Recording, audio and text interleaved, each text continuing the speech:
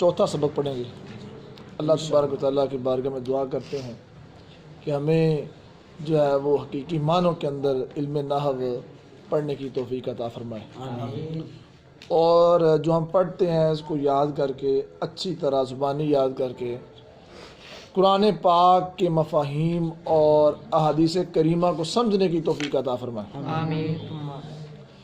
کل آپ جانتے ہیں کہ ہم نے جو ہے وہ علم نحو کی تعریف پڑھی تھی، بڑے مفصل انداز سے پڑھی تھی، جی ایسے ہی ہے۔ جی جی پھر ہم نے کلمہ کی تعریف پڑھی تھی، جی اس کے اندر فوائد و قیودات بیان ہوئی تھی۔ جی پھر کلمہ کو 3 قسموں کے اندر بند کرنے کی وجہ بھی ہم نے کل پڑھی تھی۔ جی پھر وجہ حسر یعنی 3 کلموں میں بند کرنے کی وجہ وہ پڑھی۔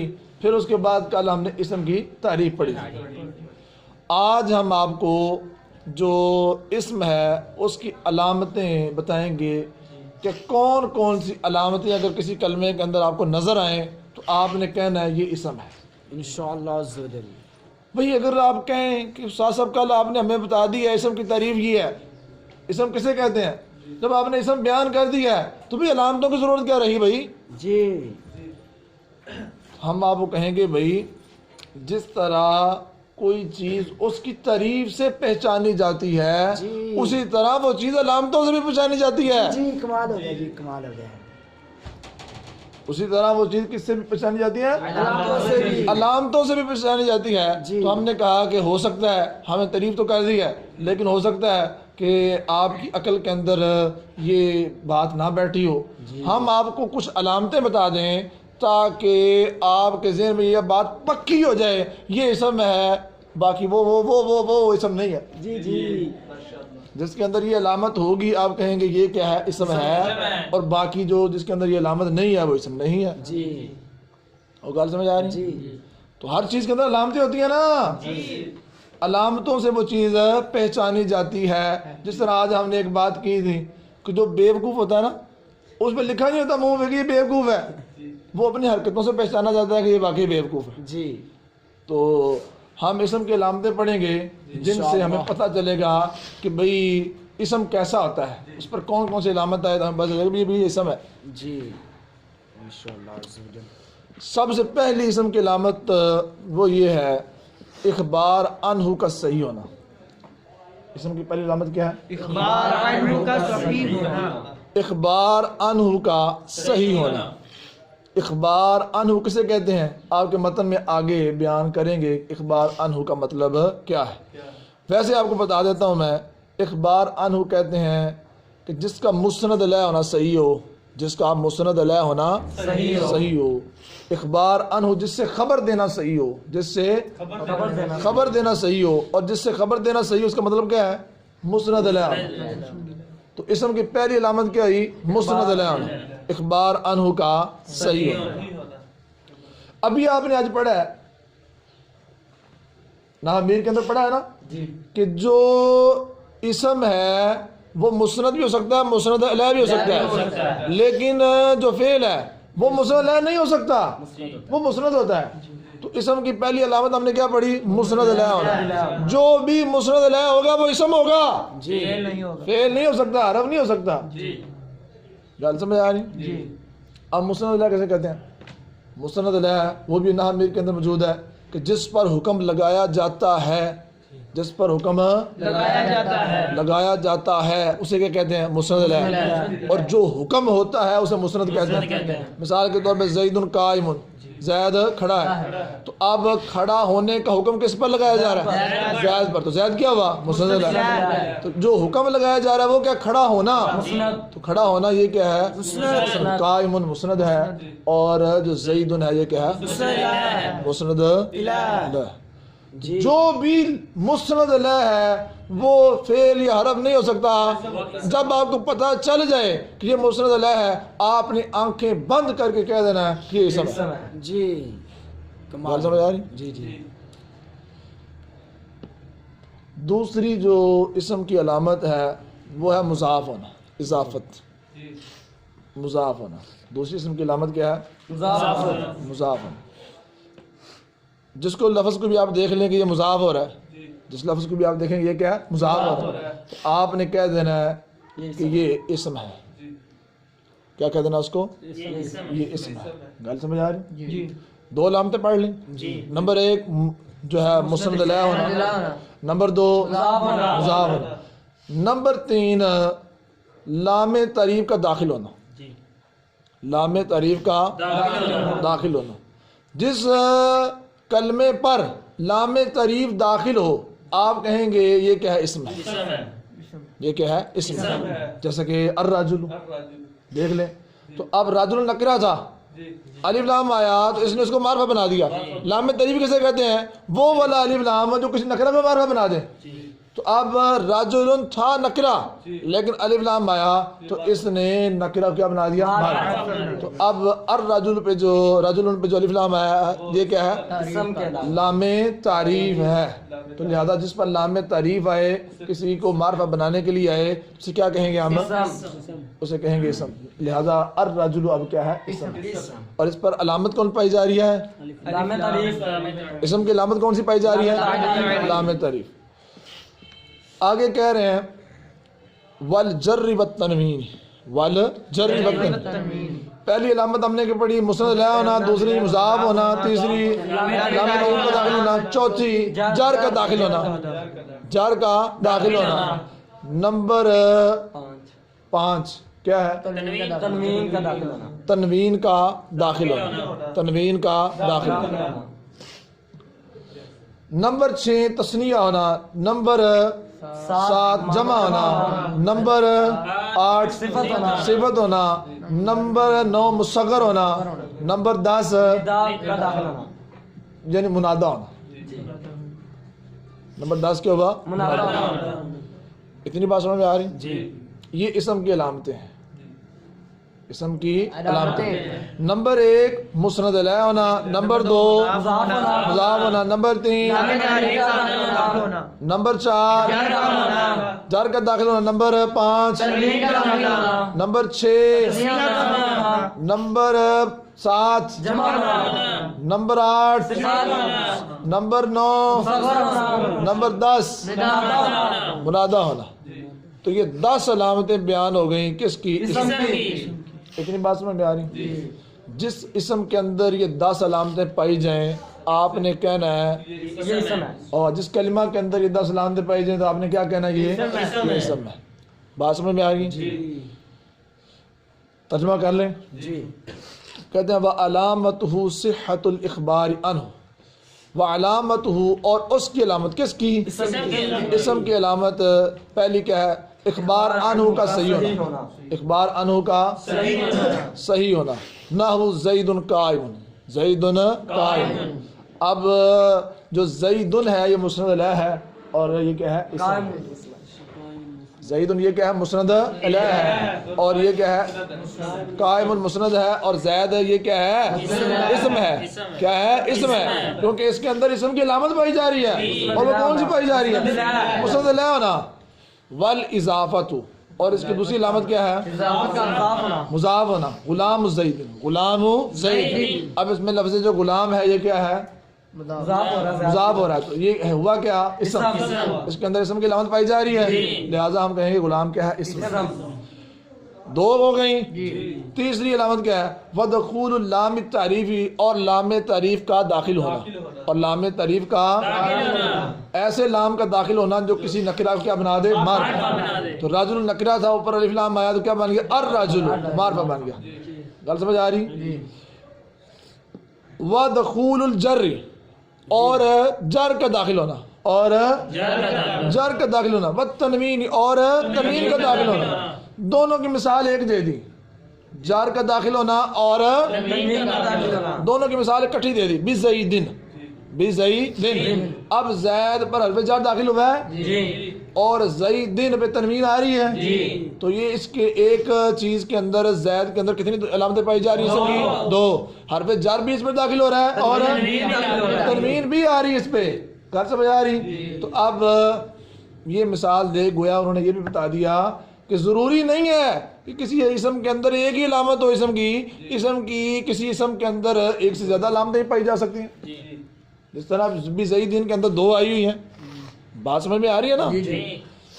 آگے کیا ہے؟ والتثنیۃ اور تثنیہ ہونا، والجمع اور جمع ہونا، والنعت اور صفت ہونا، والتصغیر اور مصغر ہونا۔ اور غلط سمجھ آ رہی؟ مصغر آپ سمجھتے ہیں جی جس کے اندر کسی چیز کا چھوٹا ہونا، حقیر پن یا اس کا عمدہ پن بیان کیا جائے، جس طرح راجل ان کی تصغیر آتی ہے رجال۔ اور غلط سمجھ آ رہی؟ تو جو مصغر ہے مطلب فعیل، فعیل، فعیل، ان تین وزنوں پہ جو آئے گا اسے کیا کہیں گے؟ مصغر۔ تو اب جو وزن ان تین وزنوں میں سے کسی وزن پر آئے اور ہو بھی کیا؟ مصغر، تو ہم کہیں گے یہ کیا ہے؟ اسم ہے، کیونکہ اس کے اندر اسم کی علامت پائی جا رہی ہے، اور وہ علامت کیا؟ مصغر ہونا۔ بات سمجھ میں آ رہی؟ والنداء اور منادہ ہونا، منادہ ہونا، کیا ہونا؟ منادہ ہونا۔ منادہ کیسے کہتے ہیں؟ جس پہ حرف ندا داخل ہو، جس پر حرف ندا داخل ہو۔ منادہ کیسے کہتے ہیں؟ جس کو پکارا گیا ہو، جس کو پکارا گیا ہو، اس کو تندا کے ذریعے جس کو حرف ندا کے ذریعے پکارا گیا ہو۔ یا زیدو، یا زیدو، اب یا آیا تو یا کے ذریعے کس کو پکارا جا رہا ہے؟ زید۔ تو زید کیا ہے؟ منادہ ہے۔ تو اب لہذا ہم کہیں گے جو زید ہے اس کے اندر اسم کی علامت پائی جا رہی ہے، اور وہ کون سی علامت پائی جا رہی ہے؟ غلط سمجھ آ رہی؟ منادہ ہونا۔ تو لہذا اب زید جو ہے یہ کیا ہے؟ اسم ہے۔ اتنی بات سمجھ میں آ گئی؟ جی جی انہوں نے کہا اتنی علامتیں آپ کو بتا دی ہیں 10۔ ان کیا کہ جو ابتدائی طالب علم ہے وہ شاید سمجھے نہ، اس کے ذہن کے اندر کچھ نہ کچھ خیالات آئیں کہ پتہ نہیں یہ 10 چیزیں کیا پڑھ لی ہیں، 10 چیزیں کیا پڑھ لی ہیں۔ انہوں نے کہا آپ کے اس وہم کو ختم کرنے کے لیے انہوں نے کہا فَإِنَّ كُلَّ هَذِهِ خَوَاصُ الْإِسْمِ، فرمایا جتنے یہ 10 چیزیں بیان کی گئی ہیں یہ ساری کی ساری اسم کے خاصے ہیں، یہ ساری کی ساری کیا ہے؟ ان میں سے ہر ایک اسم کے خواص میں سے ہے، اسم کا خاصہ ہے۔ تو جس کے اندر بھی یہ پایا جائے گا ہم کہیں گے وہ اسم ہے۔ اور خاصہ کیسے کہتے ہیں؟ جو کسی شے میں پایا جائے، ولا یوجد فی غیرہ، اس کے غیر میں نہ پایا جائے۔ خاصہ اسے کہتے ہیں جو اسی میں پایا جائے اس کے غیر میں نہ پایا جائے۔ اور غیر سمجھ آ رہی؟ جو اسم کی علامتیں ہیں یہ اسم میں ہی پائی جائیں گی، اسم کے علاوہ کسی اور چیز میں نہیں پائی جائیں گی۔ اتنی بات سمجھ میں آ رہی؟ اچھا، آپ کو یہ بھی پتا تھا مضاف ہونا، کیونکہ آپ پڑھ چکے ہیں خلاصۃ النحو کے اندر، نصاب النحو کے اندر، تو آپ کو یہ بھی پتا تھا جو ہے وہ لام تعریف کا داخل ہونا، آپ کو یہ بھی پتا ہے جار کا داخل ہونا، آپ کو یہ بھی پتا ہے تنوین کیسے کہتے ہیں، پتا ہے نا؟ آپ کو یہ بھی پتا ہے تثنیہ کیسے کہتے ہیں، تثنیہ کی حالت رفع اور نصبی کیسے بنتی ہے، پتا ہے نا؟ جمع کیسے کہتے ہیں وہ بھی پتا ہے آپ کو، صفت کیسے کہتے ہیں پتا ہے، مصغر کے طریقے آپ پڑھ چکے ہیں یہ بھی آپ کو پتا ہے، منادہ کیسے کہتے ہیں یہ بھی آپ کو پتا ہے نا؟ لیکن پہلے آیا تھا کیا آیا تھا؟ صحت الاخبار عنہ، اخبار عنہ کا صحیح ہونا، یہ پہلے میں نے آپ کو بتا دیا ہے، لیکن اس کا آپ کو پتہ نہیں تھا، اس وجہ سے ماتن نے کہا، مصنف نے کہا کہ اخبار عنہ کے بارے میں ان کو بتا دیں، کیونکہ اخبار عنہ کے بارے میں ان کو پتہ نہیں ہے، تو بتا دیں ہم بھی آپ کو۔ کہتے ہیں اخبار عنہ کا معنی کیا ہے کہ وہ اسم محکوم علیہ ہو، وہ اسم کیا ہو؟ محکوم علیہ کیسے کہتے ہیں؟ جس پر حکم لگایا جاتا ہے، اور آج ہی ہم نے پڑھا ہے جس پر حکم لگایا جاتا ہے اسے مسند علیہ کہتے ہیں۔ لہذا اخبار عنہ کا صحیح ہونا اس کا معنی کیا ہے کہ وہ اسم مسند، وہ اسم محکوم علیہ ہو، وہ اسم مسند علیہ ہو۔ کر سمجھ آ رہی؟ بھئی وہ جو اسم ہوتا ہے وہ مسند علیہ کیوں ہوتا ہے؟ کہتے ہیں اس وجہ سے مسند علیہ ہوتا ہے کیونکہ کبھی تو وہ فاعل بنتا ہے، کبھی وہ مفعول تو لکھا ہوا نا، آپ کے حاشیے میں کہتے ہیں کہ اس مفعول سے مراد مفعول ما لم یسمى فاعلہ ہے، مفعول ما لم یسمى فاعلہ یعنی نائب الفاعل ہے۔ مفعول سے کیا مراد ہے؟ نائب الفاعل مراد ہے، کیونکہ وہ جو مسند علیہ ہوتا ہے نا اور وہ اس اسم کے یعنی مسند علیہ کے فاعل ہونے کی وجہ سے، فاعل ہونے کی وجہ سے یا نائب الفاعل ہونے کی وجہ سے یا مبتدا ہونے کی وجہ سے، جو مبتدا ہوتا ہے وہ مسند علیہ ہوتا ہے، جو فاعل ہوتا ہے وہ مسند علیہ ہوتا ہے، جو نائب الفاعل ہوتا ہے وہ مسند علیہ ہوتا ہے۔ تو کہتے ہیں کہ اخبار عنہ کا صحیح ہونا اس کا مطلب کیا ہے کہ وہ کیا ہو؟ مسند علیہ ہو۔ مسند الہ ہو، کیونکہ جو مسند الہ ہوتا ہے یا تو یہ فاعل بنتا ہے یا یہ نائب الفاعل بنتا ہے یا یہ کیا بنتا ہے، مبتدا بنتا ہے، اور ان تینوں پر حکم لگایا جاتا ہے۔ زید قائم، اب قائم کا حکم کس پر لگایا جا رہا ہے؟ زید پر، اور زید مبتدا ہے۔ اسی طرح انہوں نے کہا آپ کو دارابا زید، دارابا زید، اس میں زید فاعل ہے اور اس پر حکم لگایا جا رہا ہے، بات سمجھ میں آ رہی ہے؟ اسی طرح دوری با زید، دوری با زید، اب زید اس میں نائب الفاعل ہے اور اس پر حکم لگایا جا رہا ہے، اتنی بات سمجھ میں آ رہی ہے؟ جی کمال ہو گیا جی۔ تو پیچھے آیا تھا اخبار عنہ کا صحیح ہونا، تو اخبار عنہ کا معنی بیان کر دیا انہوں نے کہ وہ کیا ہو، مسند الیہ ہو، کیونکہ جو مسند الیہ ہوتا ہے یا تو یہ فاعل ہوتا ہے یا نائب الفاعل ہوتا ہے یا کیا ہوتا ہے، مبتدا ہوتا ہے۔ مفعول سے کیا مراد ہے ادھر؟ فاعل مراد ہے۔ ترجمہ کر لیں، کہتے ہیں وَمَعْنَ الْإِخْبَارِ عنہ، اور اخبار عنہ کا معنی، اخبار عنہ کا معنی کیا ہے؟ کہتے ہیں ان یکونا، کہ وہ ہو، کون؟ اسم، وہ اسم ہو کیا؟ محکوم علیہ، وہ اسم محکوم علیہ ہو، وہ اسم کیا ہو؟ محکوم علیہ ہو، وہ اسم کیا ہو؟ محکوم علیہ ہو۔ محکوم علیہ کا مطلب کیا؟ مسند علیہ ہو، محکوم علیہ جس پر حکم لگایا جا رہا ہے، اور جس پر حکم لگایا جا رہا ہے اسے کیا کہتے ہیں؟ مسند علیہ کہتے ہیں۔ اخبار عنہ کا معنی یہ ہے کہ وہ اسم محکوم علیہ ہو، لکونہ، اس کے ہونے کی وجہ سے، فاعلن، فاعل یا مفعول یا مبتدا، مفعول سے مراد کیا ہے؟ نائب الفاعل، اس کے ہونے کی وجہ سے فاعل، نائب الفاعل یا مبتدا۔ اتنی بات سمجھ میں آ رہی؟ آخری بات بیان کر کے سبق جو ہے وہ ختم کرتا ہوں۔ آخری بات یہ ہے، بصریوں اور کوفیوں کا اختلاف ہے کہ اسم ان کی اصل کیا ہے، اسم ان کی اصل کیا ہے، یا یوں آپ کہہ لیں کہ اسم کو اسم کیوں کہتے ہیں، وجہ تسمیہ، اسم کو اسم کیوں کہتے ہیں۔ اب اہل عرب یا پاکستان کے اندر ایسا کام ہوتا ہے، اہل عرب اپنے بچوں کا جو نام رکھتے ہیں نا، وہ پہلے دیکھتے ہیں کہ آیا جو نام رکھ رہا ہوں میں اس کے اندر ایسی حرکتیں اور ایسی صفات اور ایسی عادتیں بھی پائی جاتی ہیں کہ نہیں پائی جاتی۔ مثال کے طور پہ لفظ محمد صلی اللہ تعالی علیہ وآلہ وسلم، یہ اس کا معنی کیا ہے؟ الذی یحمد حمدا بعد حمد، کرۃ بعد کرۃ، لحظۃ بعد لحظۃ۔ سبق نمبر 1 کے اندر بیان کر چکے ہیں ہم کہ محمد اسے کہتے ہیں کہ جس کی ہر وقت، ہر سیکنڈ، ہر لمحہ حمد کی جائے، اسے کیا کہتے ہیں؟ محمد۔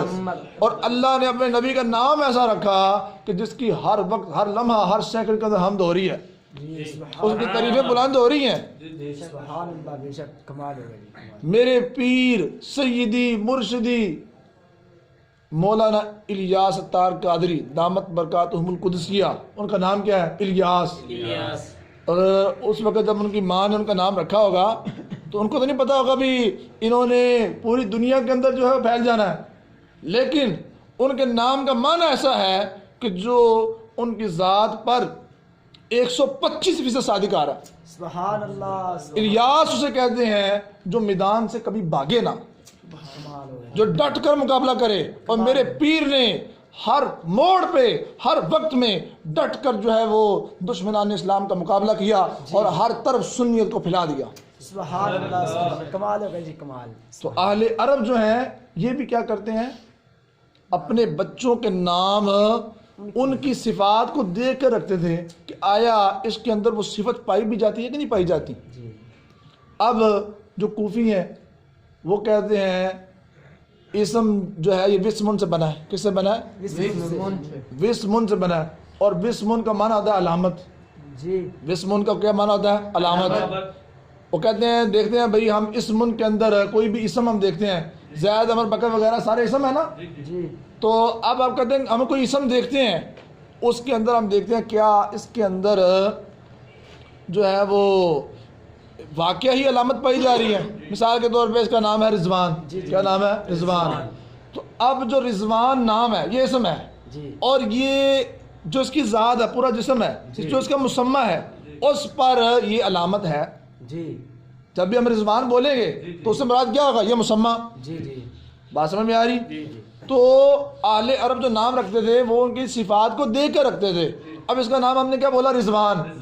تو رضوان جو اسم ہے، اب یہ ہم نے دیکھنا کیا اس کے اندر جو وسمن سے بنا ہے وہ والا معنی پایا جا رہا کہ نہیں پایا جا رہا؟ وسمن کا معنی کیا ہے؟ جو اپنے مسمى پر علامت ہو، جو اپنے مسمى پر علامت ہو. تو اب جب ہمیں رضوان بولا تو یہ جو لفظ رضوان ہے یہ پوری ذات رضوان پر دلالت کر رہا ہے، لہٰذا اپنے مسمى پر علامت ہے. تو پتہ چلا کوفی کہتے ہیں کہ یہ کس سے بنا ہے؟ وسمن سے بنا ہے، کیونکہ جتنے بھی اسماء ہیں یہ جن پر دلالت کرتے ہیں، جن پر یہ دلالت کرتے ہیں، یہ مطلب جو اسماء ہیں جن پر یہ دلالت کرتے ہیں وہ ان کا کیا ہوتا ہے؟ مسمى. اور یہ اس پر کیا ہوتے ہیں؟ علامت. یہ اس پر کیا ہوتے ہیں؟ علامت.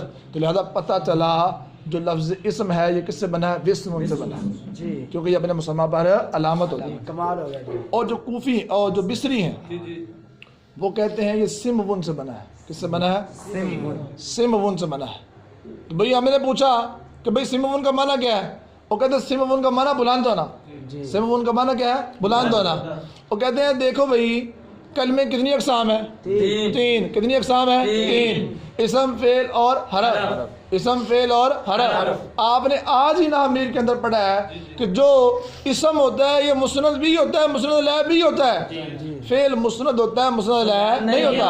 حرف نہ مسند ہوتا ہے نہ مسند الیہ ہوتا ہے.